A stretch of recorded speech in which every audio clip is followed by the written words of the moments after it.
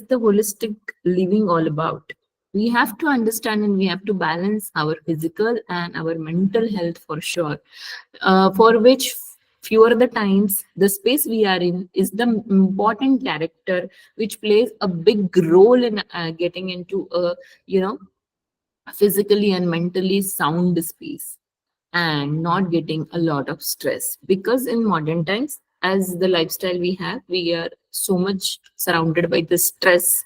And you might have heard ki people and the youngsters below 30s are getting cardiac arrest, or they are being caught by a lot of diseases which I cannot even want to name it. But then why it is happening, we should always give a thought to it.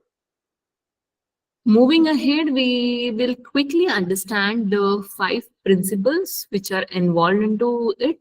So, Vastu Shastra has these five basic principles, as you can see on my screen. So, very first is the Panchamahabhutas, the five elements which we are going to talk about. The directional alignment. As you all know, we have directions. We have four major directions and four sub directions. So, we have in totality total 10 directions. And then the geometry and the proportions, that is the third principle. When we come and when we plan things, we need to understand the geometry and the proportion of the space we have. And then we have the energy flow. The energy flow comes like for the built environment where we are putting it, we need to understand the wind direction. We need to understand and take in consideration the sun path. And then absolutely, to get in line all these things, we need to understand the cosmic connections to it, because the earth is the greatest resource of positive energies. And then how are we grasping that positive energy, we need to understand with all these things. So as I'm saying, Panchamahabhutas, what are they? Those are earth, water, fire, air, and space. So these are symbolically said by earth, water, fire, air, and space, because all those things are not so visible. Are we seeing earth every day? No, but those are symbolical things wherein we are saying earth as an element.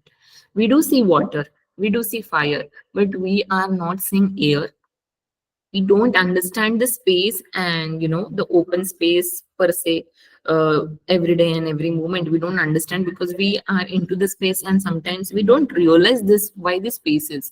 So these sometimes are symbolically been there, but we don't realize. That is one. Secondly, directional alignment makes a very much important. How it is, I'll tell you later. But then any designer has to take in consideration direction. So, for example, if you are from the background of architecture, or if you are any designer, you will understand no drawing can be produced without mentioning north over it. So this is being a thumb rule. We have to understand where exactly the north is. Not going into the architectural detailing, but even if you open Google Earth and if you go on it, you will find north direction over it, and you will understand why is this north direction been indicated there, what exactly it will help me, and how exactly it will help me. When we talk about geometry, geometry is something which plays a very big role when we go dig deep into Vastu Shastra. Vastu Shastra has his different rules over how to calculate the spaces, how to calculate the irregular geometry as well. The regular geometry is very simple to understand and very simple to examine as well. But when you get into an irregular geometry, we have to understand how things can be made proportional. We have to understand how things can be made subtle and easy to have the another structure over any space. So for example, if you have very irregular shape of plot and you don't understand, so first whosoever has this plot been is been plotted, the plots has to give you some or the other reference and has to give you some or the other way the indication of this. Okay, this is the boundary of your own plot, and you will then understand that okay, this has been my ownership and this is the space wherein I am the owner. And then you will try and build the structure. That doesn't mean that irregular geometry has to continue there. We can minimize that irregularity of plot on the built structure, what we are going to propose rather. Then, as I said, if you know the north, you will understand how the wind directions are, how are the energies being flowing. So, when we are doing any structure on the earth, here earth is for your basic understanding, I say plot. So, on any of the land or the piece of land or the plot, whatever you call it, we have to understand how the energy flows are. And there are few challenges to make your building or to make your planning of a building, particularly with respect to that. So, sometimes you might have seen or you might have observed the environment that you feel suffocated in, that you feel there is no natural light coming in inside. So, these are the challenges wherein the designer has to make a major role. If you have not the proper understanding of this kind of energy flows or the air flows or the sunlight directions, then you might end up doing this kind of mess wherein the natural flow of air is being not taken in consideration, and that is how you feel the spaces are little suffocated. Maybe the natural light is not directly coming in, then we have to play the colors inside maybe. So, if you play logically with the colors inside, so you might not feel that the natural light is not coming in, in a healthy way. Ultimately, when we talk about the cosmic connections, so if you believe, if you practice some spirituality or some spiritual stuff, you feel the connection with the cosmos.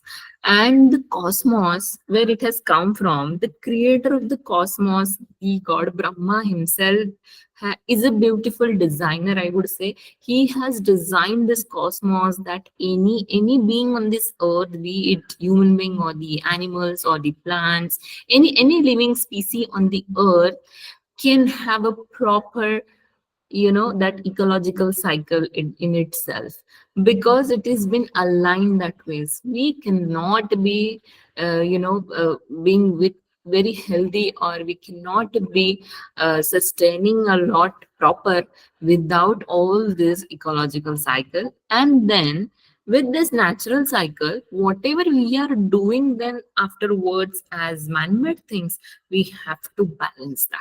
That should not hamper a lot. Going back to my concept to the sustainability, now here is the knowledge application part, that we should understand what has the ecology been designed by the creator of the cosmos, and what man-made things we are doing to either maybe hamper those things, or either maybe, maybe doing some or the other way harms to this ecology. So we have to understand few things, and we have very being specifically using natural resources for that. Here comes our five elements. Now, as the topic said, that we will try to understand the five elements. So, briefly, I'll tell you first what Earth is. Earth is Prithvi, that we all understand. And the association of Prithvi directly, as I said, is something which is very solid.